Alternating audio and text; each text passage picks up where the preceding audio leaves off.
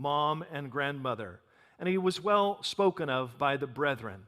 Faithful service in the local church, the church affirming that calling, the church saying this man has got something going on. We know that he's young because Paul would later write to him, "Let no one despise your youth," as Paul put him into ministry. But we also believe that this is how ministry is formed. You serve the Lord in your local fellowship, and it becomes evident to the church that God has calling and purpose on your life. It's not something you call yourself to, it's something that God calls. It starts in your heart, but then it's confirmed by the church. Paul would remind Timothy of his calling. In 2 Timothy chapter 1, he would remind him to stir up the gift of God, which was in you through the laying on of my hands. For God has not given us a spirit of fear, but of power and of love and a sound mind.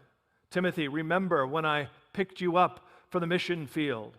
Don't lose your sense of calling. We laid hands on you. The church affirmed. We spoke well of you. We knew God was calling you.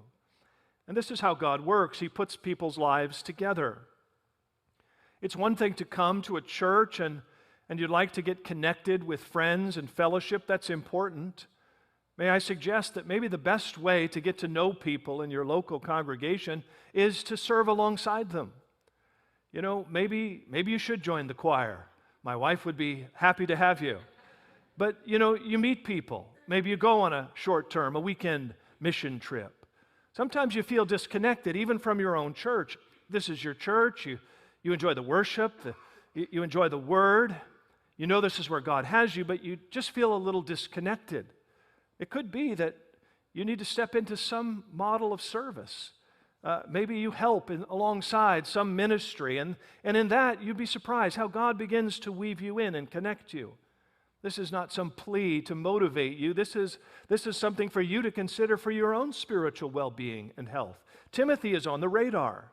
And Timothy, I'm sure he never imagined that he would be on mission with the Apostle Paul, that he would be the young man that we read about in the chapters and epistles to come.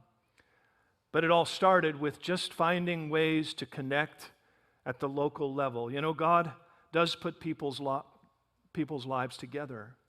God wants you to be in fellowship. God wants you to be known and to know the fellowship and the people around you.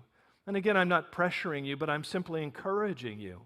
This is how the Lord works. This is how the Lord stirs up spiritual gifts. This is how the Lord opens doors of opportunity to serve Him, to be useful, to be fruitful. And isn't that, after all, what you desire? Jesus said, "My Father is glorified when you bear fruit." I'm the vine, you're just branches. Abide in me and my words in you, and you will bear fruit. Part of that fruit is fruit of the gospel, fruit of service, fruit of love, fruit of life within the body.